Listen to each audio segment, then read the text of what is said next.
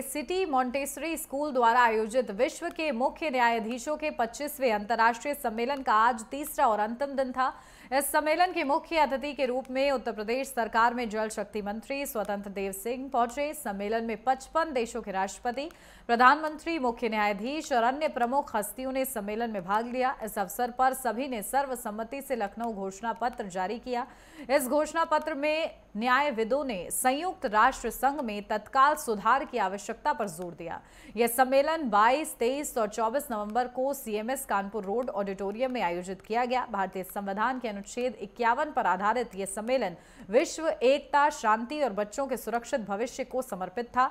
लखनऊ घोषणा पत्र के जारी होने पर सीएमएस कानपुर रोड ऑडिटोरियम में आयोजित प्रेस कॉन्फ्रेंस में स्वतंत्र देव सिंह ने इस सम्मेलन के सफल आयोजन के लिए सीएमएस को बधाई दी। उन्होंने कहा कि इस घोषणा पत्र के माध्यम से भावी पीढ़ी को सुरक्षित और समृद्ध भविष्य मिलेगा और एकता, शांति तथा समानता की भावना आधारित एक नई विश्व व्यवस्था का निर्माण होगा।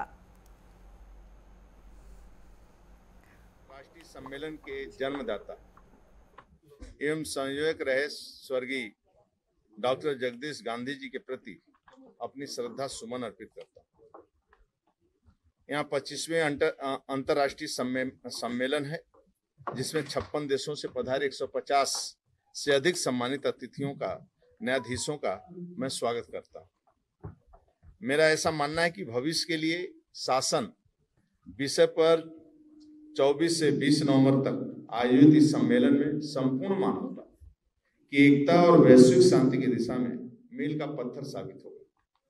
भारतीय संविधान के अनुच्छेद 51 की भावना के अनुरूप सारे विश्व में एकता एवं शांति स्थापित करने के लिए आप सभी ने आज सर्वसम्मति से जो लखनऊ घोषणा पत्र जारी किया है, उसके माध्यम से एक शांतिपूर्ण एवं सुरक्षित विश्व का निर्माण अवश्य होगा।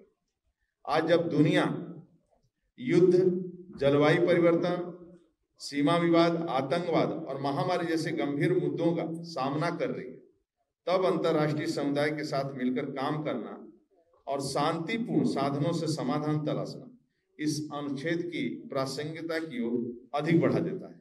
आप देखेंगे कि विश्व के अंदर आदरणीय मोदी जी का भी यही सपना है, वह सपना साकार हो रहा है।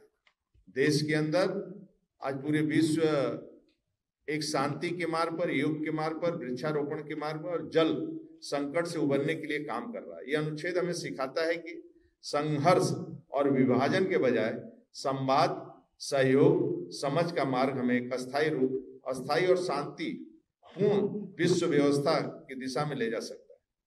भारतीय संविधान का एक प्रावधान ने न केवल भारतीय समाज को प्रेरित करता है, बल्कि एक वैश्विक आदर्श भी स्थापित करता है। वास्तव में भारतीय संविधान का अनुच्छेद 51 केवल कानूनी शब्दों का एक समूह नहीं है, बल्कि यह विश्व समुदाय के लिए एक मार्गदर्शक और प्रकाश स्तंभ है। यह हमें याद दिलाता है कि शांति, सुरक्षा और न्याय प्राप्त करना तभी संभव है जब हम सभी एकजुट होकर पारस्परिक सम्मान और सहयोग के साथ काम करें। मुझे पूरा विश्वास है कि आज से 24 वर्ष पूर्ण स्वर्गीय डॉक्टर जगदीश गांधी जी के द्वारा शुरू किया गया सम्मेलन सारी दुनिया के बच्चों को सुरक्षित भविष्य के लिए एक सशक्त विश्वव्यापी शासन देने में अवश्य सफल होगा। इसके लिए मेरा आप सभी से विनम्र निवेदन है कि सारे विश्व को एक परिवार बनाने का सपना साकार हो सके और यही हमारी जगदीश गांधी जी के लिए सच्ची श्रद्धांजलि। सम्मेलन सिटी मॉन्टेसरी स्कूल द्वारा आयोजित किया जा रहा है। ये 25वां वर्ष है जिसमें लगातार इस सम्मेलन का आयोजन होता रहा है। इसकी मेन थीम है जो हमारे संविधान का अनुच्छेद 51 है, उसमें जो वर्णित है कि किसी भी एक देश के, भारत गणराज्य के जो संबंध और देशों के साथ कैसे होंगे, उसका उसमें अपने हमारे देश की प्रतिबद्धता दिखती है। और अगर हर एक देश का जो संविधान है, कानून है, वो इसी तरीके की भावना को अपना सके जिस तरीके की भावना भारतीय संविधान के अनुच्छेद 51 में है, तो मुझे लगता है कि शांति बहुत आसानी से आ जाएगी। इसके अंदर जो विचार है वो हमारी प्राचीन संस्कृति और सभ्यता का जो विचार है वसुधैव कुटुंबकम का, उसी से ये प्रेरित है ये वाला अनुच्छेद 51। और आज जो संयुक्त राष्ट्र संघ है, जो 80 साल पहले लगभग उसका जो चार्टर है वो बना था, वो 80 साल में ज़रा भी संशोधित नहीं हुआ है, जबकि एक विश्व समाज जो है वो काफ़ी उसमें बदलाव आया है। और आज की चुनौतियाँ नई चुनौतियाँ हैं, जिन समस्याओं से ठीक से डील करने के लिए ये चार्टर जो है वो अभी उपयुक्त शायद नहीं है।